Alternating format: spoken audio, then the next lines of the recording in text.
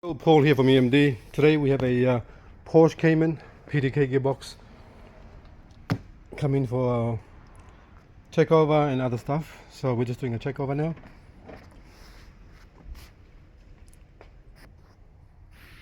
So we've done a coolant test, pressure test on the cooling system, and we found this one here is leaking. This cap here is leaking. It's pretty common on the actual 997, 987 in 997 in Boxster Cayman and Boxster. Sorry, they leak from here. So just get a brand new one cap. So I'm gonna replace that. I'm gonna order. So I want to quote up this cap and that cap there. If you replace one, replace both. We're just looking around. The power steering level was low as well, below minimum. Oil separator is starting pressurizing, and they're leaking into the intake manifold. So you can see the oil marks around the extra straps for the intake manifold. That's the reason why it's actually got oil there, because the oil separator is leaking from the front, which is that part there. The round part there is the oil separator for 987 Cayman and Boxster generation 2. Alright, now we're going to go to the battery failed as well. Done the battery test. It failed as well, but meaning the car still starts, but the battery is on its way.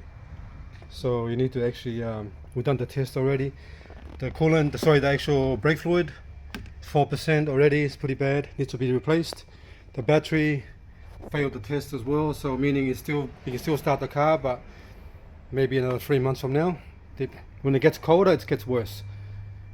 And then I'm gonna get a quote for that as well, and a few other lists on the car as well we actually done. But we're gonna take it up and we'll have a look. Just quickly want to show you the steering rack, leaking pretty bad as well, starting to leak there if you can see it. See that? Probably go out underneath easier, have a proper look. Pump stop's already starting to actually crack as well. Look at the rubber, it's old. That's the original one from day one on factory, so I'll probably give this another 6 months and it'll just crack and break off. Yeah, it's only rubber, so see it's starting to come off. Same on both sides. The brakes, massive lip on here as well. So look at the disc is all worn, pretty uneven. If you look at it here, you see more, there's lines everywhere. Have a look at the back. I think it's the same as the rear as well. So you see it there. Massive lip here as well. So front disc and rear disc needs to be replaced as well. So someone done the pads, but they didn't even replace the disc. So what's the point of doing that? Not sure. Anyway, it needs front and rear disc, and then the pads that's in the car need to be chamfered to make it nice and. We usually use a file to file it so it's nice and straight, so it doesn't have that problem when you put the new disc on. Anyway, right, we're gonna go up. Okay, on every service we take all the under trays off the car, so we can do a proper inspection. We don't just have a quick look. All right, so let's have a look at the actual. So there's oil from this side. The oil leaks here is coming from the actual steering rack. You can see it there. It's leaking oil already. So this steering rack needs to be replaced. A brand new one. Let's go. Nothing here. There's no coolant leak here. No, all the brake lines are good. The actual tank. Alright, let's have a look underneath the car here. So we found the vacuum pump for this car here is leaking oil as well. You can see it right there. Oil marks. It's already started to leak. So it needs to be fixed as well. Lower sump just starting to leak as well here. See the lower sump there needs to be resealed as well. It's not a bad job, this one. It's okay, it's not that hard. Meaning like probably an hour and a half. Got to clean, remove and clean everything properly and put it back together. Because you got to drain the oil.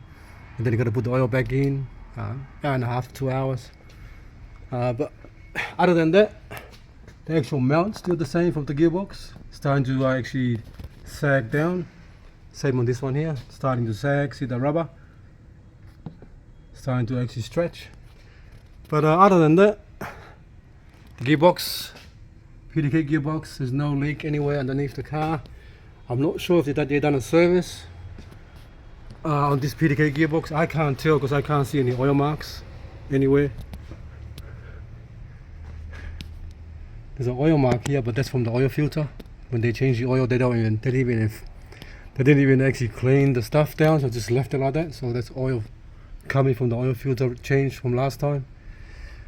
But yeah, I'll do a quote on this car here and get back to the customer, and we'll go from there. Engine mount. Engine mount, we're gonna check it up and see if it's actually moving, but it looks alright for now. Yeah, this side here is alright. For the engine here, underneath there's a few little white marks underneath the coolant bottle there. Here.